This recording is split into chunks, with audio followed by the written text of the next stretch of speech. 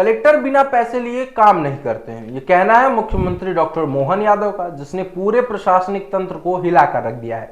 मध्य प्रदेश की राजनीति में एक बार फिर से बड़ा बवाल खड़ा हो गया है। सीधे सीधे आरोप लगाया गया है कि कलेक्टर बिना पैसे लिए हुए काम नहीं करते हैं।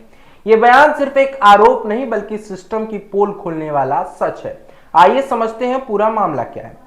सीएम मोहन यादव ने सीआईएस के एक कार्यक्रम में खुलकर बात रखते हुए कहा कि अवैध खनिज कारोबार और समाज विरोधी गतिविधियों को रोकने के लिए जिलाधिकारियों की भूमिका संतोषजनक नहीं है। भिंड, मुरैना, शहडोल, जबलपुर और नरसिंहपुर जैसे जिलों का विशेष रूप से जिक्र करते हुए सीएम ने कहा कि इन इलाकों में विशेष अभियान चलाना बेहद जरूरी है।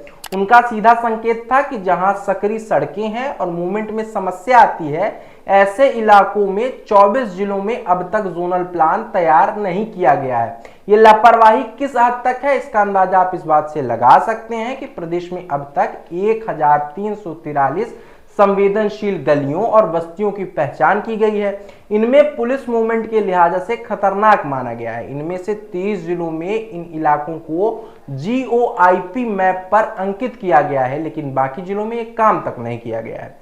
सीएम ने शेष जिलों को 3 महीने में यह काम पूरा करने का सख्त निर्देश दिया है। साल 2025 में 14 जिलों में नशे के खिलाफ बैठक तक नहीं की गई है, जो प्रशासनिक उदासीनता को साफ साफ दर्शाता है। और तो और 20 से अधिक जिलों में हिट एंड रन के मामलों में पीड़ितों को राहत देने में हजारों केस पेंडिंग पड़े हैं।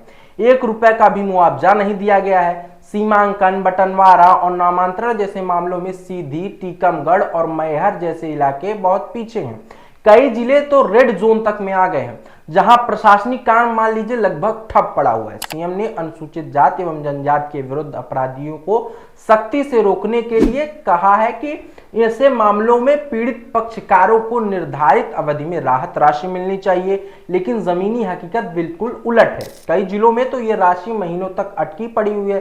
सीएम का सीधा इशारा था कि इस तरह की लापरवाही बर्दाश्त नहीं की जाएगी। मुख्यमंत्री ने साफ शब्दों में कहा है कि जहां सकरी सड़कें हैं, जहां पुलिस और प्रशासन की पहुंच मुश्किल है, वहीं पर अवैध गतिविधियां पनप रही हैं।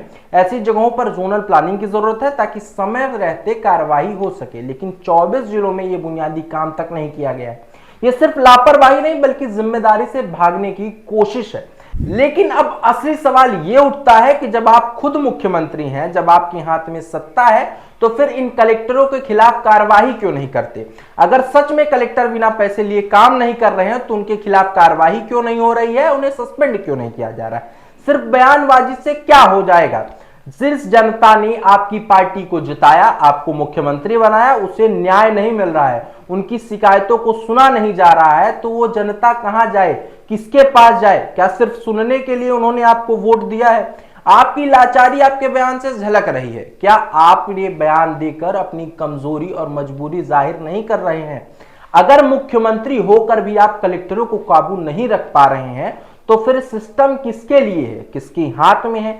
सवाल यह भी है, क्या ये बयान देकर आप अपनी जिम्मेदारी से पल्ला तो नहीं झाड़ रहे हैं, या फिर वाकई में इस सिस्टम का शिकार आप भी हो चुके हैं? अगर कलेक्टर काम नहीं कर रहे हैं तो उन्हें हटाइए, लेकिन अगर नहीं हटा सकते तो फिर ये स्वीकार कर लीजिए कि आप इस सिस्टम के शिकार हो चुके हैं, सिस्टम आपके हाथ में नहीं है। फिलहाल के लिए इस खबर में बस इतना ही, फिर मिलेंगे किसी और खबर के साथ। धन्यवाद।